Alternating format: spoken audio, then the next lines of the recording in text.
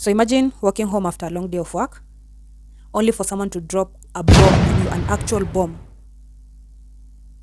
Now, imagine if a bomb is dropped on you 2 times. My name is Martha Nikes. I'm going to tell you a story about Tsutomu Yamaguchi. Tsutomu Yamaguchi. So Tsutomu Yamaguchi is a 29-year-old man who was born on 16th of March in 1916. He lives in Japan and he's a genius. He is an actual genius. So Tsutomu is a marine engineer and he designs oil tanks. This one time he was on a 3-month work away from home, something si contract, I won't say contract, but ile tu period unatumwa na job, you go somewhere. So alikuwa ametumwa ku design oil tank for 3 months in Hiroshima. So on the last day of the job alikuwa excited, anamaliza aende home aone bibi yake na mtoi. They had a son, so he was very happy and eager and anxious and all that. He could not wait to finish the job and go back home to see his family. So alimaliza and then he went out to take a stroll before going to where he sleeps, before he travels the following day. So akiwa huko nje akasikia ndege imepita, and this plane ilikuwa ina sound weird, not like the normal plane. So he was like curious, akaanza kuangalia what's happening. Kidogo he saw like something is dropping from the plane. Interesting. Kidogo he saw a massive amount of light, like what in the lights is happening here? And then it clicked in his head, light travels faster than sound, because we said he's a genius and he knows these science things. So he's like, light travels faster than sound. So he knew what was coming next. So immediately he covered his ears. Alafu akaruka, kulikuwa na ditch. He jumped in a ditch and covered his ears. So kidogo, boom, it exploded. So whatever was dropping from the plane was actually an atomic bomb, because this was 1945 and they were in the middle of World War II. Japan was in the middle of World War II, and this was the first world's atomic bomb to be dropped. And this guy was in the 2-kilometer radius of the atomic bomb attack. So akalalapo, and then when he woke up, everywhere was like dark. So he's like, oh God, I'm dead. Am I in heaven? Is Angel Gabriel here? And then kidogo anafungua macho akirudi into consciousness. He saw smoke, like in form of a mushroom. You see the mushroom? Sasa anaona kimoshi kimeenda juu in form of a mushroom, and he knew senses zake zikarudi immediately, and he was like, oh God. Akajiangalia, he was not badly injured. He was just bruised and burnt kidogo, but ile majeruhi sana, no, he didn't have that. So he woke up and started looking for maybe people and get away from this place. So as he was walking, he saw two of his co-workers, and he was very happy to see actual people. So akaenda wakahagiana for like a minute, and then they decided to look for a shelter, because they were in the middle of World War. So the government was ready for this war. So they had walikuwa wametengeneza tunnels na huko around Japan. So they had tunnels where people went underground to kujisitiri. So wakaanza kutafuta, and they actually found one. Wakaingia huko, they found a massive amount of people down there. Some were badly injured and all that. So they stayed there, and then everything seemed like it was the end of the world. Yani, there was no hope, until a certain guy came with what seemed like good news. He said that, do you know that there's a train station that is still running? So they're like, so they decided to spend the night there, and then they would head over to the train station the following day. So wanafika wakalala hapo, ikafika asubuhi, wakatoka, the 3 guys, him and his 2 buddies. So they left for the train station. The town, they went through the town on foot. It was chaos. Places were actually, but the fire was still on in some places. Some places were ashes. Some bodies were still ashes, like imechomeka completely. So it was just horror, and they went through that. They went until they reached a river, and it was wide, and you had to use a bridge for that river.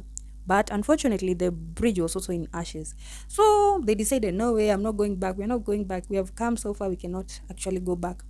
So they decided to storm through the river, and it was horror, because the river was filled with floating bodies, corpses, like millions of corpses. So it was scary, but they had to. So they managed to cross the river and they headed to the station. Luckily, they found a train before it left, and there were people. The train was packed with people with bruises, injured, and all that, all that, all that. So he managed to reach Nagasaki, his hometown, where his wife and kids were. So the first thing he did is he went to the hospital because hakuwa ameshughulikiwa. There was no hospital. Everything the Hiroshima was in ashes. You could not get any services. So the first thing he did in Nagasaki is he went to the hospital, to his doctor actually. So his doctor could not even recognize him. Sababu alikuwa amechomeka, he had bruises all over, but he treated, akamweka bandage and all that. So he left and went to his house. Anafika home, wife wake anamwangalia like, who are you? But they just accepted him, akaingia, akakaa. Then now, this is day 2 after the attack. So akalala home day 2. Then he decided, no, he is too workaholic. He's a workaholic. So he decided to go to work the following day. His wife tried to stop him, but no, I have to go to work. So akarudi job. Now the third day, anafika job, his boss is like, no way, you could not have survived that. And then he's like, there's no way a bomb can destroy an entire town. So ako like, no, you have to explain this story well. Kaibu kuja huko kwa ofisi, akaita conference meeting, kulikuwa na stakeholders, wakaenda huko kwa conference room, wakaanza kuongea. Wanamuuliza, how? No, an entire town? No way. So wakiwa hapo kwa room, anawaambia, sini kwa hapa, niulizeni mimi. So akiwa tu hapo anaji-explain, he was sitting adjacent to the window. Alafu unajua, it was a story building, ghorofa.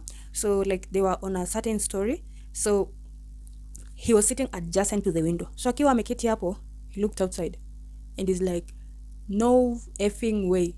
The same light that he saw in Hiroshima, he is seeing it right outside. And he has been through this, so he knows the drill. So immediately akashika masikio, akadive chini ya meza huko, amekaa ameshikilia masikio. Kidogo kidogo ukasikia tena boom. And everywhere was dark. The building they were in, it was just a debris and glasses and ashes, motor, and everyone in the room, they did not make it. So ako hapo confused, and he was, believe it or not, he was not injured. Like when you aliumia mara ya kwanza, it was not more than that. It was just like the same kind of injury. So it's like, hey. And then he remembered, my wife and kids.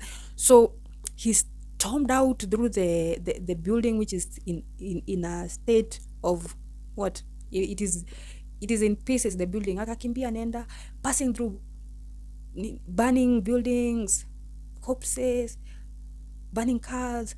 Yani the town was a mess, but he ran through it because akili yake tu ilikuwa inagonga, my wife and kids. He reached home.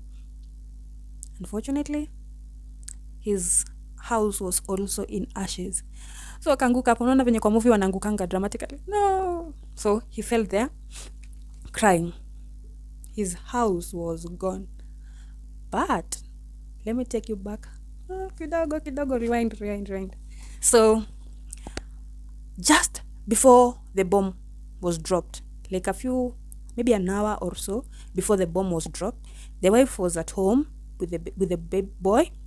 So akafikiria, my babe is injured and he's so stubborn, so I'm going to get him some medicine and ointment. So she left with the boy, with the son.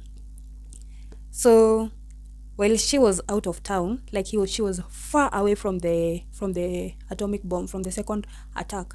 So she was not injured. They were just a bit bruised, but they were not hurt. So the house burnt down, but the wife and the kid was okay. But he didn't know that they reunited later. So imagine if this guy had not been injured, the wife could not have gone to look for medicine, and maybe she could have been home, and maybe she could have died during the attack.